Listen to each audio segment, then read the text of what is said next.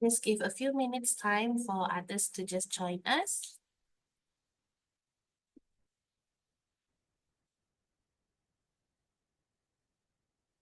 Alright, pada malam ini tajuk saya adalah pandangan ilahi in English, which is Through God's Eyes. And malam ini kita akan baca tentang Gideon.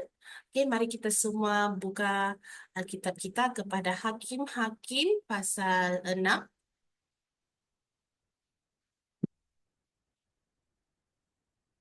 Kita akan baca ya. Hakim-Hakim pasal 6 ayat 11. Kemudian datanglah malaikat Tuhan dan duduk di bawah pohon terbanting di Ofra, kepunyaan Yoas. Orang Abizer itu, sedang Gideon anaknya mengirik gandum dalam tempat pemerasan anggur agar tersembunyi bagi orang Midian. Malaikat Tuhan menampakkan diri kepadanya dan berfirman kepadanya demikian. Tuhan menyertai engkau, ya pahlawan yang gagah berani. Jawab Gideon kepadanya, Tuhanku, jika Tuhan menyertai kami, mengapa semuanya ini menimpa kami? Di manakah segala perbuatan-perbuatannya yang ajaib yang diceritakan oleh nenek moyang kami kepada kami, ketika mereka berkata, bukankah Tuhan telah menuntun kita keluar dari Mesir, tetapi sekarang Tuhan membuang kami dan menyerahkan kami ke dalam cengkeraman orang Midian. Lalu berpalinglah Tuhan kepadanya dan berfirman, pergilah dengan kekuatanmu ini dan selamatkanlah orang Israel dari cengkeraman orang Midian. Bukankah aku mengutus engkau? Tetapi jawabnya kepadanya, Tuhanku, dengan apakah akan kuselamatkan orang Israel? Ketahuilah kaumku adalah orang Ketahuilah kaumku adalah yang paling kecil di antara suku Manasye, dan aku pun seorang yang paling muda di antara kaum keluargaku. Berfirmanlah Tuhan kepadanya, tetapi akulah yang menyertai engkau, sebab itu engkau akan memukul kalau orang Midian itu sampai habis. Maka jawabnya kepadanya, jika sekiranya aku mendapat kasih karunia di matamu, maka berikanlah kepadaku tanda bahwa engkau sendirilah yang berfirman kepadaku. In verse 18, janganlah kiranya pergi dari sini sampai aku datang kepadamu membawa persembahanku dan meletakkannya di hadapanmu. Oke, mari kita skip ke ayat 36. Okay, we are just skipping so that we don't take so much time. Alright. Okay, ayat 36. Kemudian berkatalah Gideon kepada Allah, jika engkau mau menyelamatkan orang Israel dengan perantaranku, seperti yang kau firmankan itu, maka aku membentangkan guntingan bulu domba di tempat pengirikan. Apabila hanya di atas guntingan bulu itu ada embun, tetapi seluruh tanah di situ tinggal kering, maka tahulah aku bahwa engkau mau menyelamatkan orang Israel dengan perantaranku seperti yang kau firmankan. Dan demikianlah terjadi. Sebab keesokan harinya, pagi-pagi bangun, dipulasnya guntingan bulu itu dan diperasnya air embun dari guntingan bulu secawan penuh air.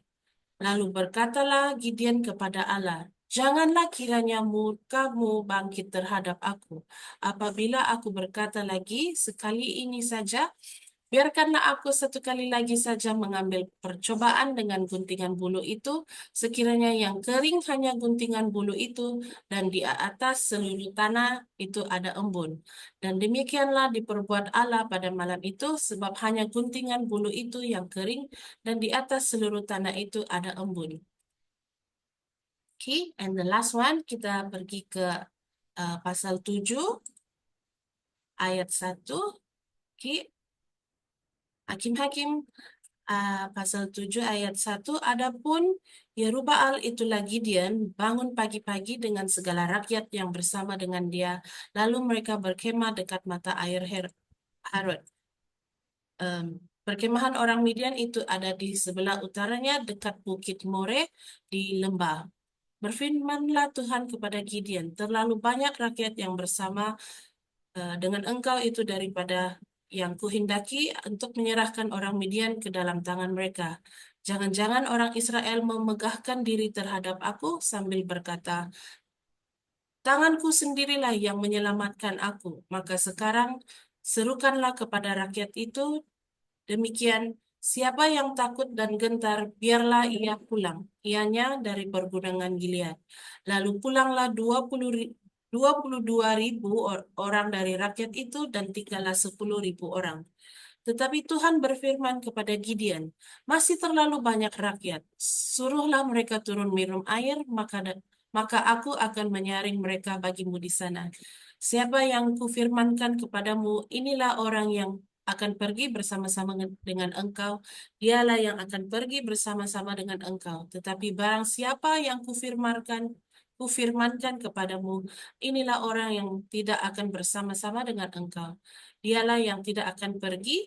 Lalu Gideon menyuruh rakyat itu turun minum air dan berfirmanlah Tuhan kepadanya, barang siapa yang menghirup air dengan lidahnya seperti anjing menjilat, haruslah kau kumpulkan tersendiri.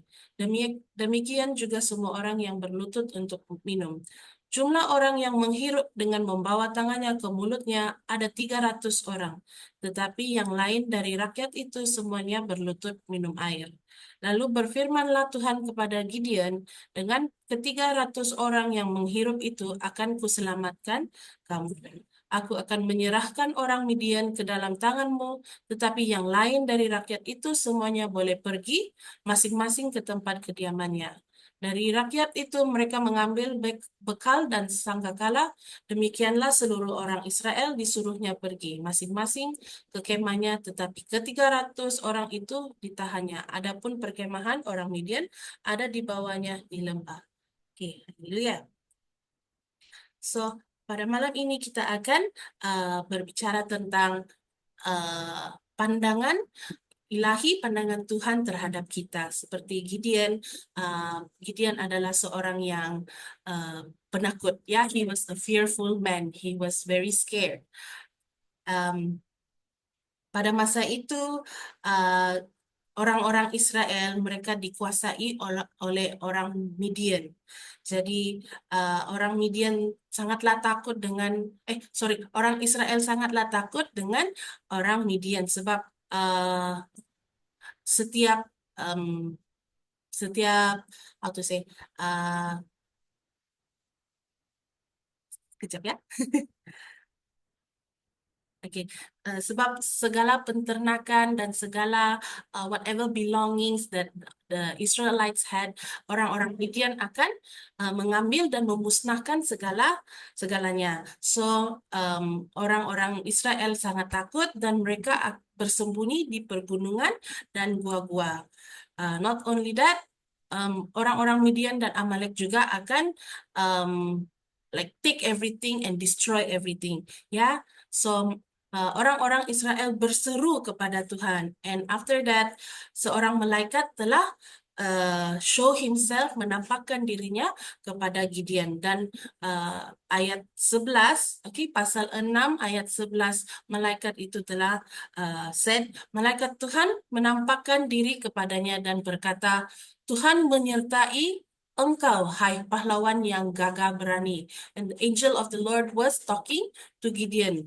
Ya, malaikat Tuhan berbicara kepada Gideon bahwa Gideon adalah pahlawan yang gagah dan berani.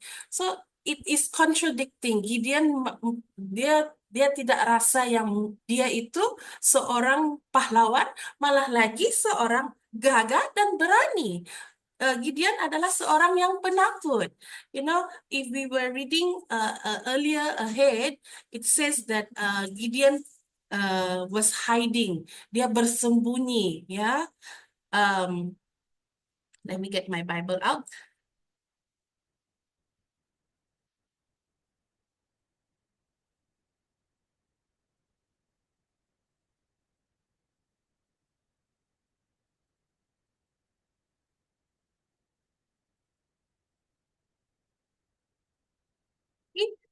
Gideon Gideon tengah bersembunyi. Dia tengah mengirik gandum dalam tempat pemerasan anggur agar tersembunyi bagi orang Midian. He was not even brave enough to thresh the wheat in the open air. Dan selalunya orang akan membuat itu, mereka akan thresh the wheat in open air supaya angin boleh tiup the the gandum. Okay, the process of threshing akan dibuat di open air.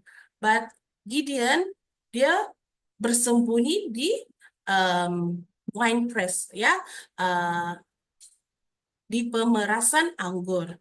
And God said to him, "You are a mighty warrior, pahlawan yang gagah berani."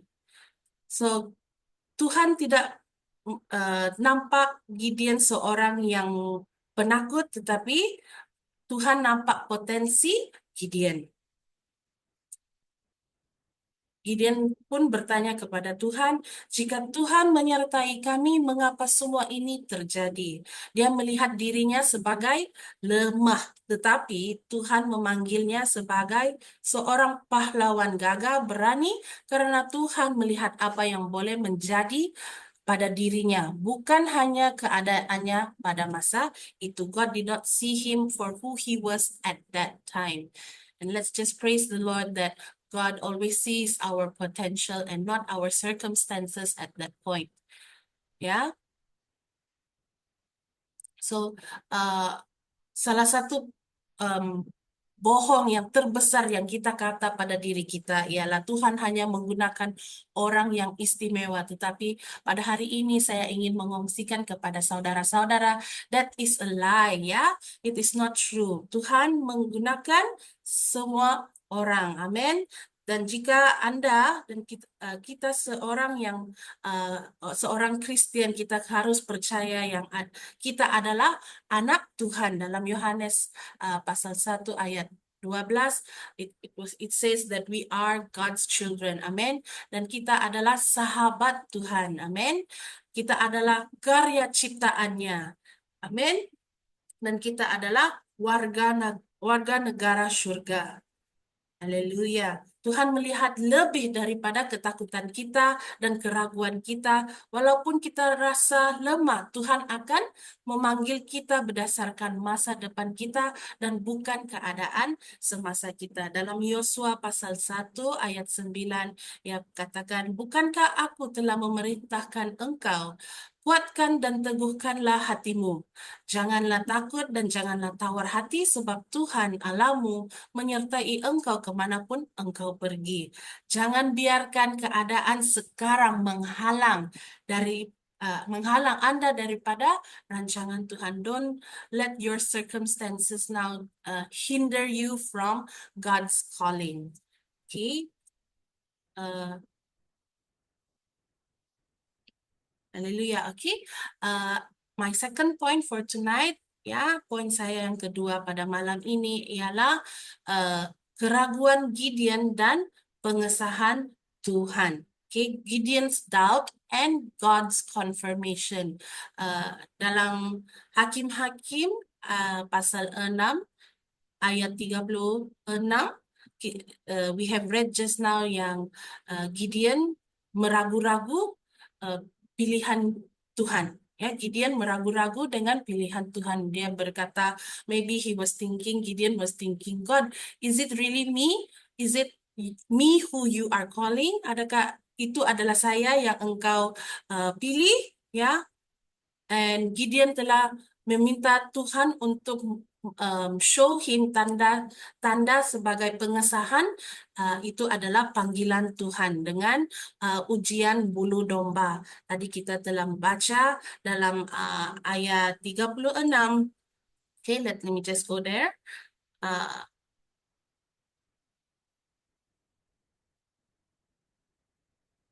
Ayat 37, maka aku membentangkan guntingan bulu domba di tempat pengirikan.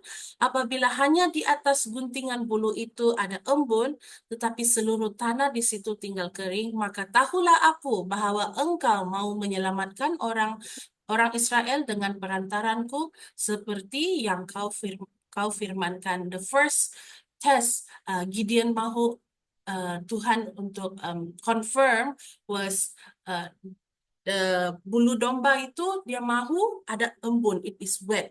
Tetapi the ground Ya, the ground, the tanah ialah kering, and it did happen, and God show him that. Dan Gideon lagi berkata kepada Tuhan, Tuhan jangan marah. Let me test you one more time. Okay, the second one, Gideon meminta tanah itu adalah basah, and the bulu domba kering, which is impossible. So it is Gideon wanted to confirm with God. Gideon mahu confirm dengan Tuhan, dengan Allah, it is really him that God chose. Okay. So Tuhan tetap bersabar dan meyakinkan Gideon. Thank God, Tuhan itu adalah Tuhan yang sabar. Walaupun kita berkali-kali tanya Tuhan, please confirm it to me. Saya boleh, I can really relate to Gideon. I'm a very fearful a person, and I'm a very doubtful person. If I were Gideon, saya pun akan berkata kepada Tuhan, Tuhan, maybe bukan 2 kali saja, tetapi mungkin 3, 5, 4 kali untuk confirm, is it really what you are saying to me is I'm hearing right, ya. We can look in the Bible, kita juga boleh nampak di dalam Alkitab, Musa, ya, Musa juga meragui dirinya. God said, Musa, you go and save the Israelites out from Egypt. And God showed that Tuhan memberikan jalan penyelesaian, bahwa He sent Aaron to help Moses, ya. And also another example ialah Sarah. God told her that she will be pregnant, that she will have a baby, and dia pun meragu-ragu dengan janjian Tuhan, what God had promised to her. But tetapi Tuhan tetap setia kepada janjinya. Amin. Dalam Matius pasal 21 ayat 21, ia katakan, Yesus menjawab mereka, Aku berkata kepadamu, sesungguhnya jika kamu percaya dan tidak bimbang, kamu bukan saja akan dapat berbuat apa yang kuperbuat dengan pohon ara itu, tetapi juga jikalau kamu berkata kepada gunung itu, beranjaklah dan tercampaklah ke laut. Tuhan tidak menyerah terhadap kita karena kelemahan kita. He does not, give up on us because of our weakness, tetapi Dia melengkapi kita dengan langkah-langkah untuk menguatkan iman kita apabila kita taat. As we are loyal and faithful to Him, He will continue the good work in us. Amen. Boleh. So this evening, pada malam ini, aku ingin share how we can grow in our faith. Bagaimana kita boleh bertumbuh dalam iman kepada Tuhan. Okay, of course, dengan terus menaati perintahnya. Kita perlu mengambil langkah yang dengan sengaja diambil, or in English we have to take intentional steps. Ya, we must tell ourselves, yes, I will do it. Yes, I will obey and I will do it. Yeah, and just a few things for us that I would like to share. Kita boleh ingat janji-janji Tuhan. Whatever God's promises He says in the Bible, what we can do is kita boleh tulis dan nyatakan janji-janji itu di dalam hidup kita. We declare it over our lives. Yeah. And second one will be, renungkanlah kesetiaan Tuhan di masa lalu. I'm sure in your life you have experienced God's faithfulness, God's blessing in your life. Have a journal, simpan satu journal doa yang saudara-saudara boleh just look back later on when we are in times of need, yeah, in times of where we need God's affirmation over our lives, ya. Ketiga, bertindak dalam ketaatan walaupun ada keraguan, just like Gideon, as we read through later on, he continued to press on, he continued to believe in what God's plan for him. Ya, and the fourth one, kelilingi diri dengan orang yang beriman. This is very important, ya, to surround ourselves with godly friends, ya, godly families. Amen. And of course berdoa dan minta kekuatan daripada Tuhan. We ask God, God give me the strength, give me remove every fear, remove every doubt. Amen. Hallelujah. So we have to have intentional steps. Kita harus mengambil langkah yang dengan disengaja diambil. Amin. Haleluya. Okay. Then just to conclude my second point, just for this second point is what we can learn from it is Tuhan sabar dengan keraguan kita. Just like Gideon, Tuhan sabar dengan Gideon, and he was leading him until Gideon was affirmed. Amen. Tuhan memahami perjuangan kita dan menemui kita di mana kita berada. Daripada menghukum kita, Tuhan memberikan keyakinan dan bimbingan untuk kita. Amen. And second one, what we can learn is iman bertumbuh melalui cabaran. Our faith grows through challenges. That is the time where we know God is working with us despite our resources, despite of our, our kelayakan. We know that God is working in us and through us through these challenges, ya. Dan ketiga, janji Tuhan tetap teguh walaupun kita susah untuk percaya. God's promises stands, okay? And of course, Tuhan menggunakan orang biasa untuk tujuan yang luar biasa. Don't tell yourself that, oh saya bukanlah orang yang special, saya bukan seorang pemimpin atau seorang gembala. I'm not a pastor, I'm not a leader in church, but believe that God uses everyone. Amen.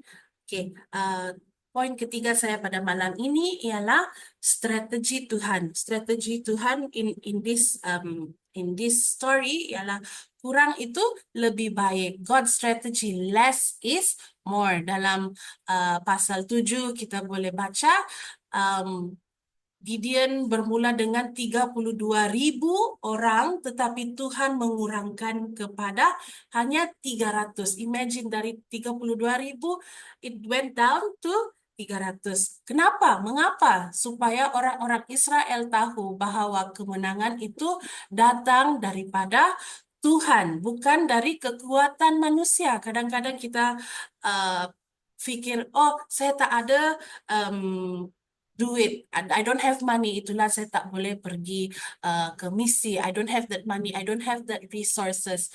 Tapi apabila kita percaya dengan Tuhan, Tuhan akan empower us. He will give us what we need. Ya, kadang-kala Tuhan tidak melihat kepada kuantiti, tetapi kepada quality. Dengan hanya 300 orang, Gideon mengalahkan orang Midian kerana Tuhan berperang untuk mereka. God was fighting for them. Okay, sometimes Tuhan memilih prinsip less is more, kurang itu lebih, untuk menunjukkan bahwa kemenangan, kejayaan dan rezeki datang daripada Allah, bukan dari kekuatan manusia. Just like David and Goliath, ya, dalam 1 Samuel pasal 17 kita baca bahwa Raja Saul dia percaya dan dia percaya bahwa tenteranya mesti ada seorang pahlawan yang kuat, seorang pahlawan yang gagah untuk mengalahkan the giant Goliath. Tetapi Tuhan memilih Daud, seorang gembala muda, he's such a small tiny boy, untuk mengalahkan Goliath dengan hanya menggunakan lastik dan 5 batu kecil. He didn't even have an armor on him. He was just, what he needed was God with him, and God told him just use the lastik, and that 5 batu kecil. And bukan it was David's faith. It was David's faith, ya. Iman Daud, bukan size atau kekuatannya yang memenangkan that war, memenangkan pertempuran itu. Walaupun sesuatu kelihatan mustahil, tetapi apabila kita percaya Tuhan, Tuhan akan membawa kepada kemenangan. Amin. Daripada kita berfokus dengan apa yang kita tidak memiliki, kita sepatutnya bertanya kepada diri kita, bagaimana saya boleh mempercayai Tuhan dengan apa yang saya miliki? How can I trust God, or how can I do God's work with what I have? Lord, empower me, Lord, and as I go on, I believe in you. Amin. Perkara yang paling kecil apabila diletakkan di tangan Tuhan boleh menghasilkan mujizat yang besar. Amin. Haleluya. And my last point for tonight ialah transformasi Gideon, ya, berjalan dalam kuasa Tuhan. Gideon's transformation led him to walking in God's power. Ya, if we read through Judges, apabila kita baca buku Hakim-Hakim, ya, dalam pasal 7, kita boleh baca bahwa Gideon dulu seorang yang penakut, tetapi Gideon sudah menjadi seorang yang berani dan memimpin bangsanya menuju kemenangan. Kerana Gideon telah bertumbuh dalam imannya dan telah melihat tangan Tuhan menyertainya. Dia taat kepada arahan Tuhan walaupun ia kelihatan it doesn't make sense, ya, walaupun ia kelihatan tidak masuk akal.